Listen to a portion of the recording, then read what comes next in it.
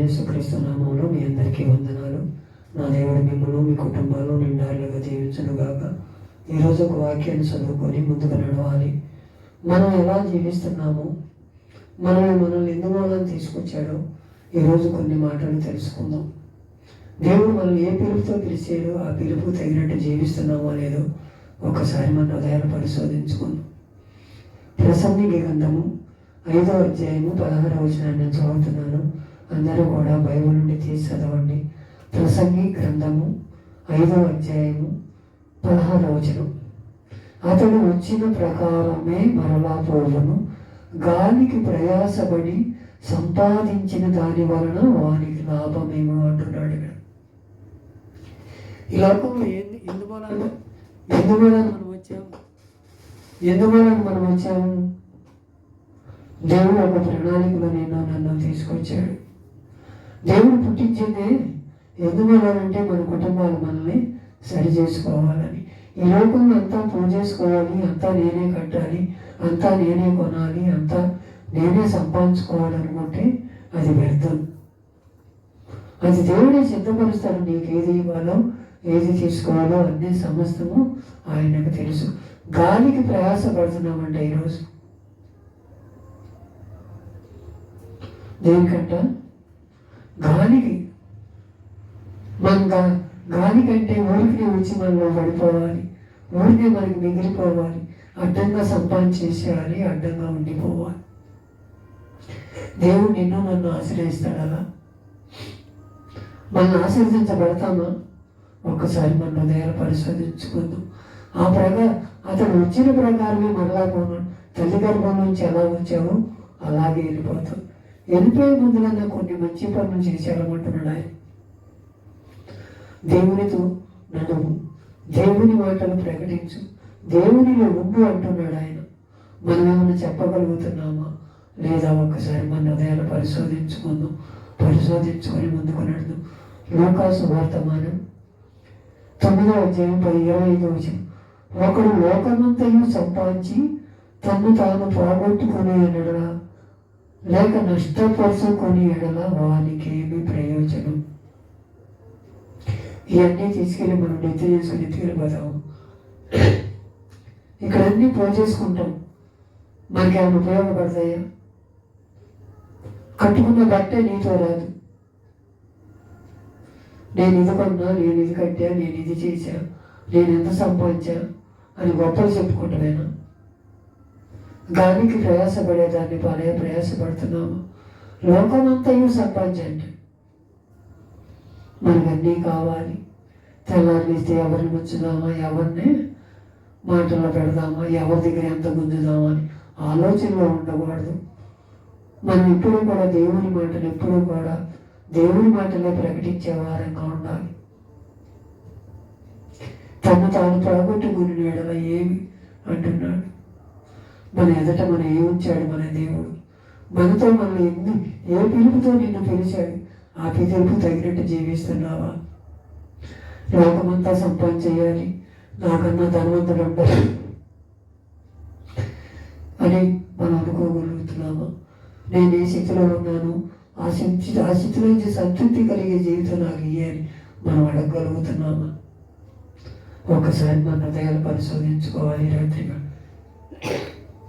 నేను ఆ స్థితిలోనే ఉంటానయ్యా, నువ్వు నన్నేమో ఏ స్థితిలో పిలిచావో నేను ఆ స్థితిలో ఉండే కృప నాకు దయచేయమని అందరం అడుగుదామా?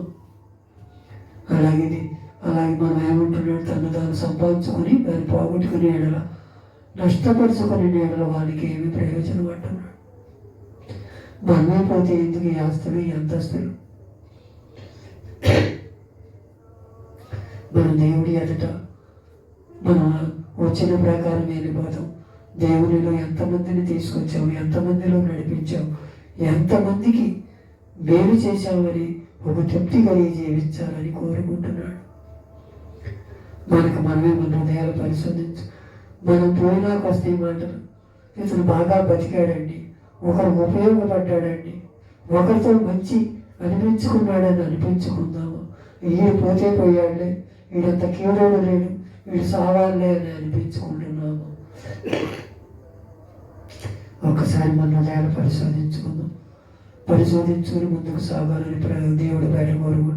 అపోస్తుల కార్యము 3వ అధ్యాయం 6వ వచనంలో కూడా, ఎండి బంగారములు నా యొద్ద లేవు కానీ నాకు కలిగినదే నీకు ఇచ్చుచున్నాను, నజరేయుడైన యేసు క్రీస్తు నామములో నడవమని చెప్పాను. కొంటికాల వాడిని, మామూలు పచ్చివాతం ఉన్న వాళ్ళందరినీ కూడా ఆ రోజుల్లో పేతురు గారు అపోస్తుల బోధ ఎందును రొట్టె విరిచినది ఎదటక ప్రార్థన చేసుకుంటూ వీధి తిరుగుతూ కూడా చనిపోయిన వారిని లేపి, కుష్ఠవ్యాధి వాళ్ళు బాగు చేసి, మా పచ్చివాత వాళ్ళు లేపిన వాళ్ళు కూడా ఆయన ఉన్నాడు. ఆయన శక్తి ఇచ్చాడు. జాలరై ఉన్నా కూడా నీకు నాకు ఆ శక్తి ఇచ్చినా కానీ మన వెళ్ళి ఎవరికీ ప్రార్థన చేయట్లా. నజరేయుడైన యేసు నామములో స్వస్థత కలుగునుగా అంటారా? మనం ఎవరికి శుభార్త చెప్పట్లా. ఎవరిని మనము ఉంటున్నాం. మనల్ని ఎందుకు తీసుకొచ్చాడు? నువ్వు వచ్చిన ప్రకారం వెళ్ళిపోతావు తీసుకొచ్చాడు. నీ కుటుంబాన్ని నువ్వు రక్షించుకుంటావు అని తీసుకొచ్చాడు. నీ కుటుంబంలో ప్రతి అవసరత దేవుని ఎదుట అడుగుతామని తీసుకొచ్చాడు. నీవు నేను ఆ స్థితిలో ఉంటున్నాము లేదో ఒకసారి మనం నజరేయుడైన యేసయ్యా నీ చిత్తంలో నేను ఉంటానయ్యా, అయ్యా నేను ఇచ్చిన ప్రకారం ఏ ప్రకారం వచ్చాను ఆ ప్రకారం వెళ్ళడానికి కాదయ్యా, భూమి మీద కొందరులకైనా నేను చేసే కృపను దయచేయ్యా. నా మనోనేత్రాలు వెలిగించావయ్యా. ఇప్పటి వరకు నేను ఎవరికి ఏమీ చేయలేకపోయానేమో, ఇక మీదటైనా చేసే కృపను దయచేయ్యా. నీ చిత్తంలో నేను ఉంటానయ్యా అని నువ్వు అడగగలిగితే దేవుడు మన పట్ల కార్యం చేస్తాడు. లోకమంతయో సంపాదించుకున్నాను, నీకు నాకేంటిలే, నా పిల్లలు తిన్నా తరగదు అంటున్నాడు. ఈ రాత్రికాల సమయంలో ఆయన రాకడ ఎప్పుడు వస్తారు, మన పోకడ ఎప్పుడు వస్తుందో తెలియదు. అప్పటి వరకు కూడా మనం ఇవన్నీ ఏం చేసుకుంటాం? దేవుని ఎదుట దేవునితో మనం నడవగలిగితే దేవుడు బలా నమ్మకమైన దాసుడా అని పిలవగలుగుతాడు.